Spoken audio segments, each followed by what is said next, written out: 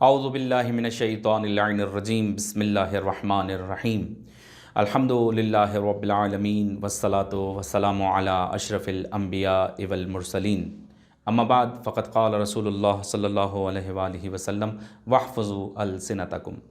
اعزائے گرامی قدر، ماہ مبارک رمضان جیسا کہ آپ کی خدمت میں عرض کر رہے ہیں کہ ایک تربیت کا مہینہ ہے کہ جس میں ہم اپنے آپ کو جتنا بہتر کر سکتے ہیں بہت اچھا موقع ملتا ہے، کیونکہ اس میں ہم خدا کے بہت قریب ہوتے ہیں۔ اس میں دوسری چیزیں ہمارے ساتھ جو عام زندگی میں ہوتی ہیں وہ نہیں ہوتی ہیں۔ اس میں نماز کا موقع ملتا ہے، قرآن کا اور زیادہ موقع ملتا ہے، بہت کچھ ہم کر رہے ہوتے ہیں، تربیت کا مہینہ ہے۔ اعزائے گرامی قدر، جیسا کہ پروگرام کے عنوان سے ظاہر ہے کہ ہم گفتگو کر رہے ہیں روزے داروں کی صفات کے اوپر۔ آج ہم جس صفت کے اوپر گفتگو کریں گے وہ صفت ہے غیبت کی، کہ جیسا کہ پیغمبر اکرم صلی اللہ علیہ وآلہ وسلم اپنے خطبے میں فرماتے ہیں واحفظوا السنتکم، اپنی زبان کی حفاظت کرو۔ اس سے کیا مراد ہے کہ انسان جب گناہ کر رہا ہوتا ہے، اور گناہ کی بھی قسمیں، گناہ صغیرہ، گناہ کبیرہ، اور گناہ کبیرہ کی جو فہرست ہے اس میں بہت زیادہ گناہ جو ہیں وہ زبان کی وجہ سے ہوتے ہیں، اور ان گناہوں میں سے ایک گناہ غیبت ہے۔ اعزائے گرامی قدر، غیبت کیا ہے؟ غیبت سے مراد ایسی بات کہنا کہ جب ہم کسی کے متعلق گفتگو کر رہے ہیں اور جس کے متعلق گفتگو کر رہے ہیں وہ ہماری بزم میں، ہماری محفل میں یا اس جگہ پہ جہاں ہم بیٹھے ہوئے ہیں وہ موجود نہ ہو۔ صرف اتنا نہیں کہ وہ موجود نہیں ہے، بلکہ وہ ایسی بات ہو کہ اگر ہم اس کے سامنے بھی کہیں تو وہ اسے ناگوار گزرے۔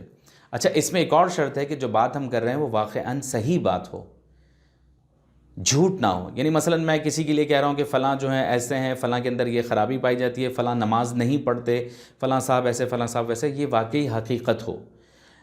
اگر حقیقت نہیں ہوگی، میں کہہ رہا ہوں کہ فلاں صاحب، اگر میں نے کسی کو دیکھا بھی ہے اور کسی کے لیے کوئی برائی کر رہا ہوں جھوٹی، غلط، تو یہ غیبت نہیں ہے۔ میں دوبارہ کہہ رہا ہوں کہ عزیزان گرامی قدر، یہ غیبت نہیں ہے بلکہ یہ بہتان ہے، یہ الزام ہے۔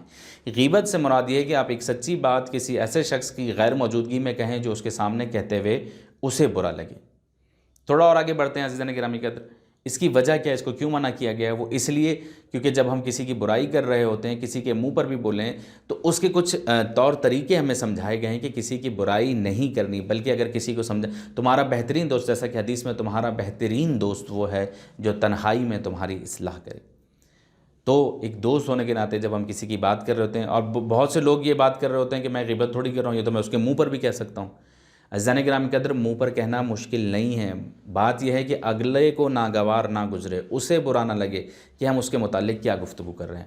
اور یہ اتنا بڑا گناہ ہے کہ جس کی وجہ سے احادیث میں اور خود قرآن میں بھی موجود ہے کہ تم میں سے کوئی یہ چاہتا ہے کہ اپنے مردہ بھائی کا گوشت کھائے۔ مردہ بھائی کا گوشت، یعنی اس کو اتنی اس سے تشبیہ دی گئی ہے، خود انسان جب مر جاتا ہے اس کے لیے حدیث میں موجود ہے کہ وہ انسان جیفہ کہلاتا ہے۔ جیفہ کہتے ہیں مردار کو۔ مردار بھی، انسان کا مردار ایسا ہوتا ہے کہ اسے دفن کرنا پڑتا ہے۔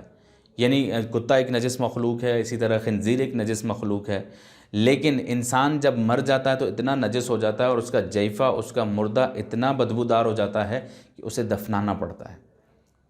یہ ہے انسان کی باڈی، جس کے متعلق اشارہ کیا گیا ہے کہ تم میں سے کوئی چاہتا ہے کہ اپنے مردہ بھائی کا گوشت کھائے، تو اس گوشت میں کیا لذت ہوگی؟ یعنی ایک بدبودار گوشت کھلایا جائے گا۔